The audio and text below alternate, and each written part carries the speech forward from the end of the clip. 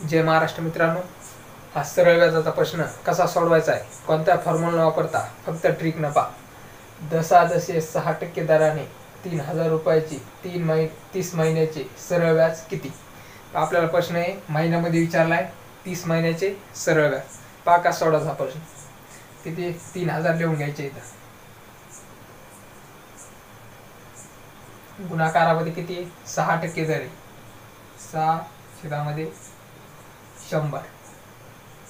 गुणाकार किती 30 महिने. 30/12 महिने घ्यायचे मित्रांनो, कारण महिन्यामध्ये कन्वर्ट सगळं खाली 12 घ्यायचे कन्वर्ट करण्यासाठी. पहा कसं सोडायचं.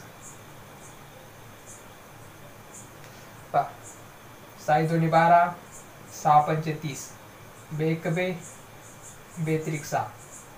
हे 2 शून्य कट, हे 2 शून्य कट. 5×3 किती 15. 30 गुणाकारमध्ये 15, 15×3=45 आणि हा एक शून्य.